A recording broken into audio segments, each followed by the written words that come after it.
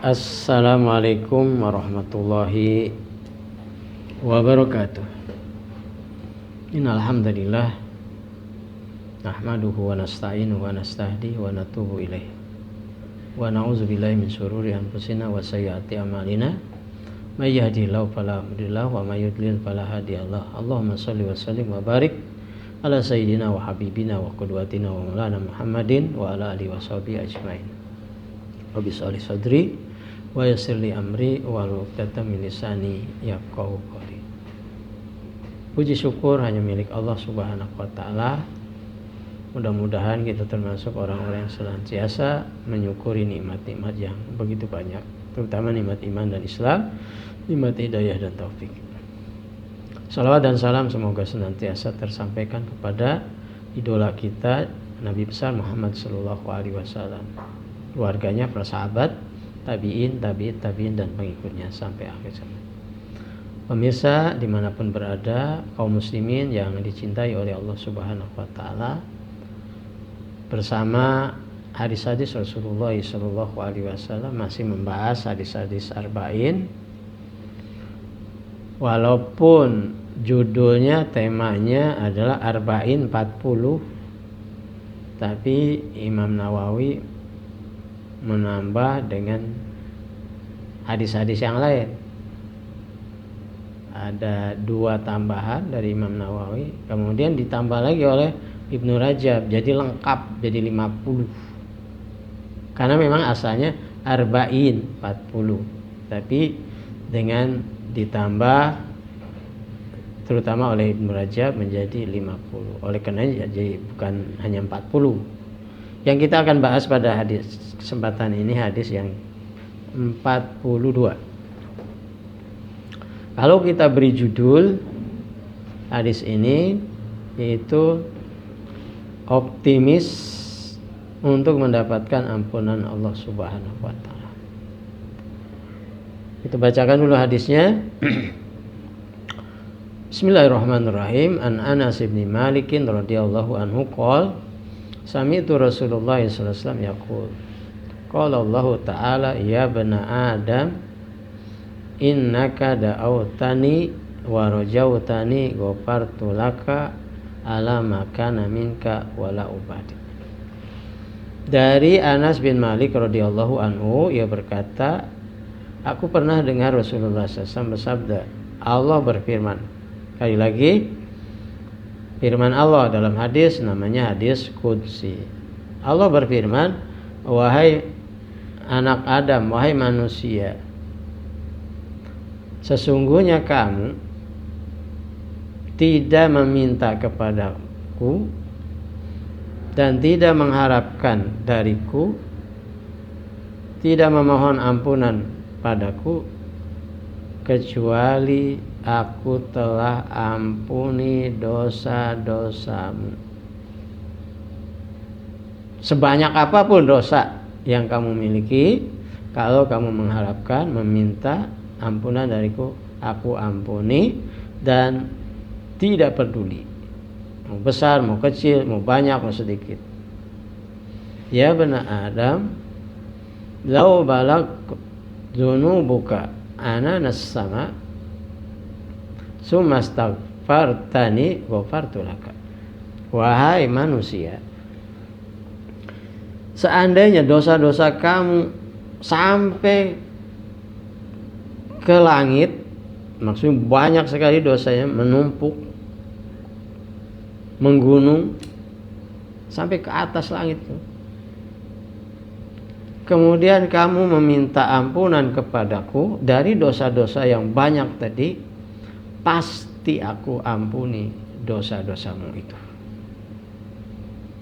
Ya bani Adam, innaka law ataitani bi qurabil ardi khataaya thumma lakitani la tusyriku bi syai'an la ataituka bi qurabiha maghfiratan.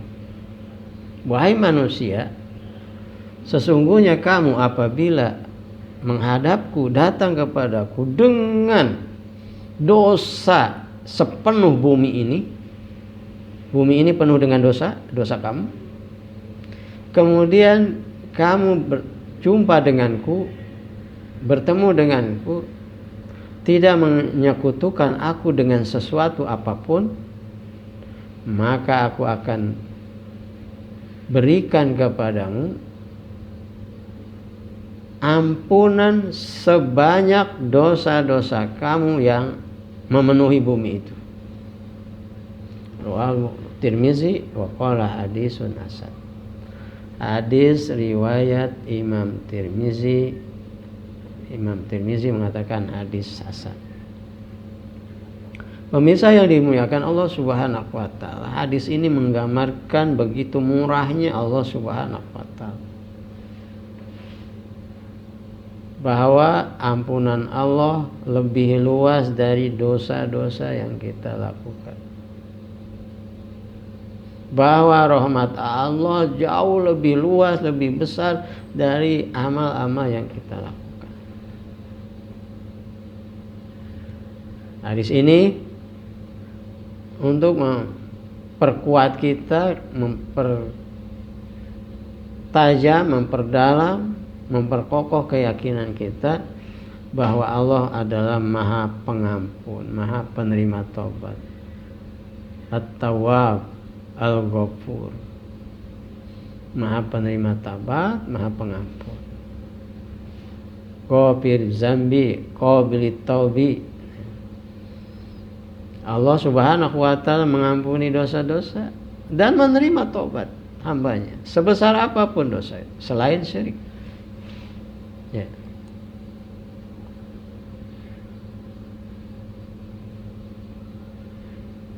Hadis qudsi dari Allah Subhanahu wa taala mengingatkan kepada kita, memberikan motivasi kepada kita, semangat.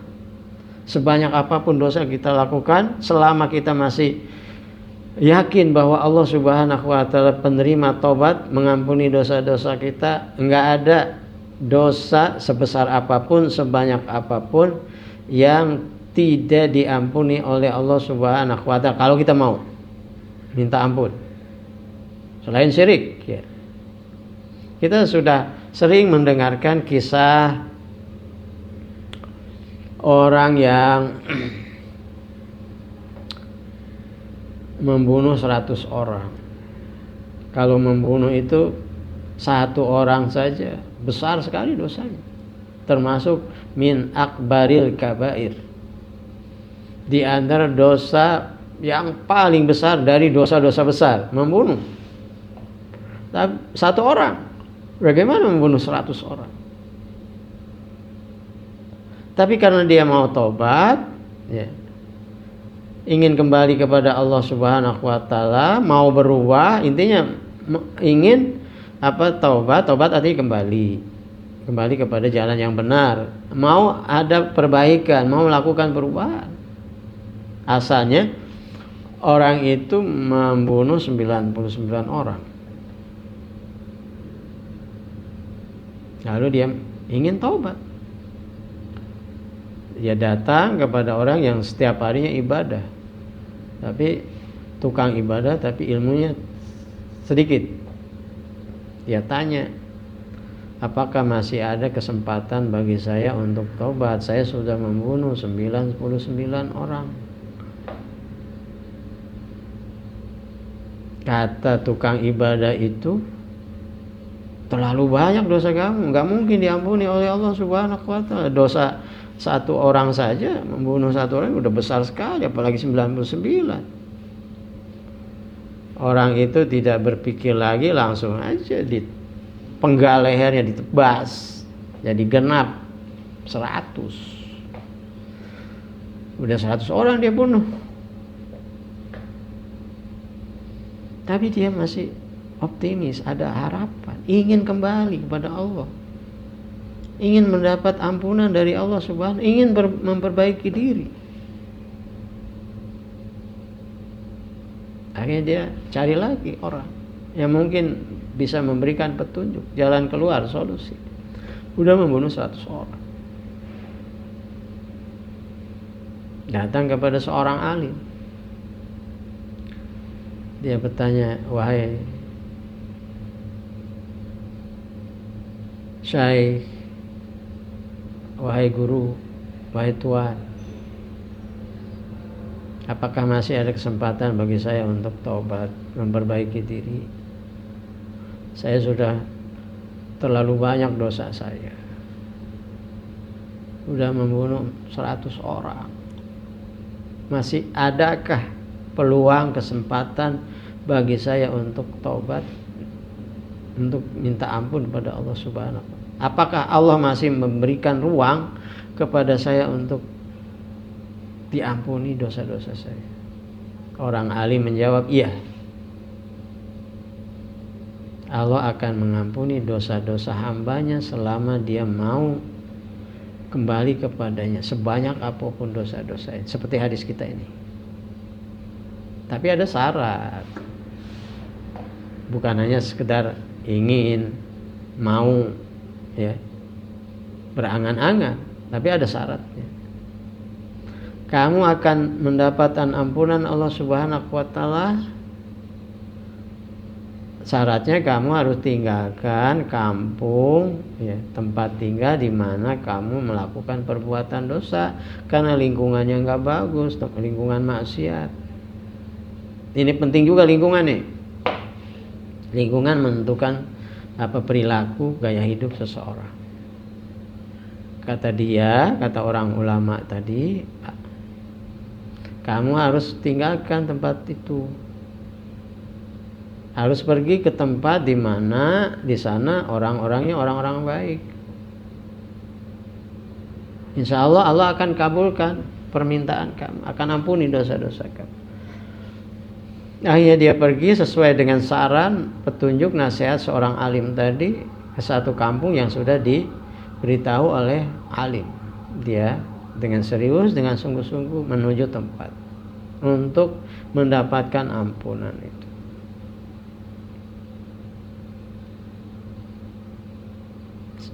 Di tengah jalan ajal tiba, ya, belum sampai tujuan, kampung tempat yang dituju sudah meninggal dia. Artinya apa? Dia sudah melangkah jalan, ada usaha, walaupun belum banyak perbuatan amal-amal soleh yang dia lakukan. Baru dalam perjalanan meninggal di tengah jalan. Begitu meninggal di tengah jalan, malaikat pencatat amal kebaikan dan malaikat pencatat amal keburukan turun untuk mencatat. Kata yang mencatat amal kebaikan, ini jatah saya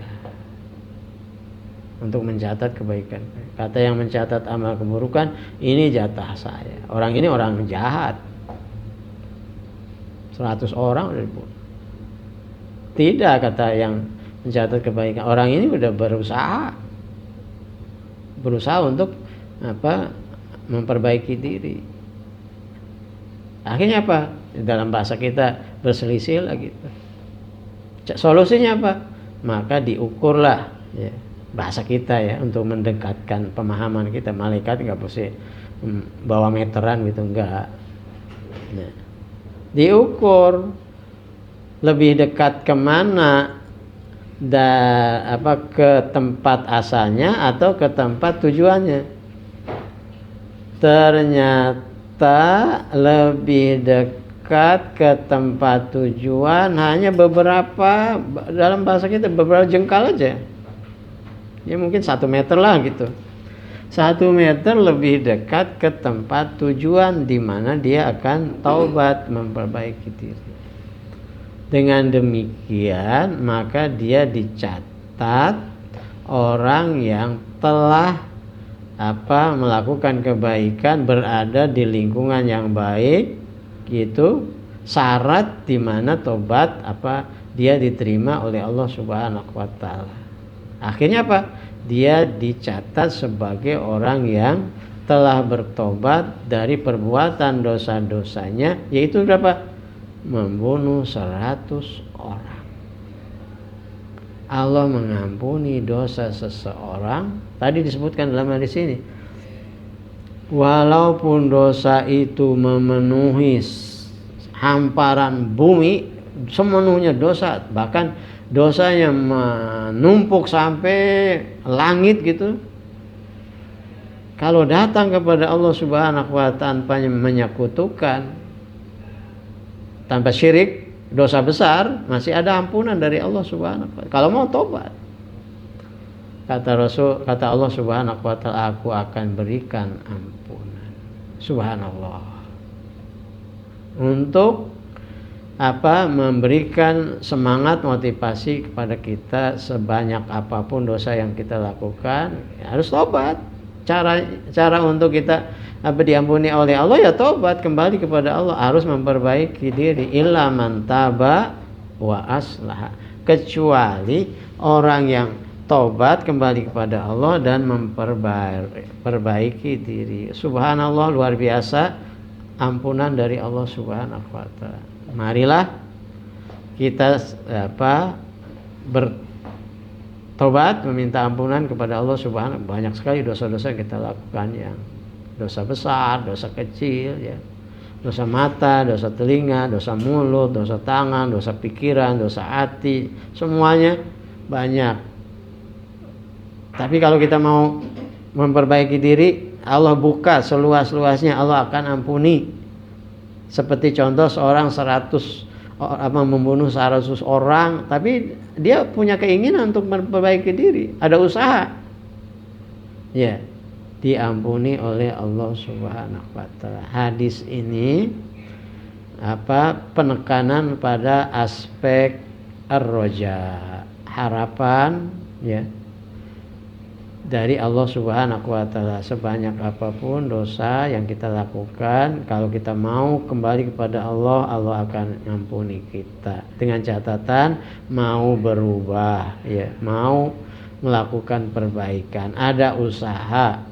Bisa jadi, ya, belum melakukan apa-apa seperti orang tadi ini, belum melakukan ibadah apapun, baru hanya menuju jalan, sedang berjalan menuju kampung yang tuju untuk melakukan perbaikan, belum melakukan ibadah apapun, tapi sudah ada niat, sudah ada keinginan, sudah ada usaha, sudah ada keseriusan, maka Allah mengampuni dosa-dosanya. Aku qouli hadza wa astaghfirullahi wa lakum.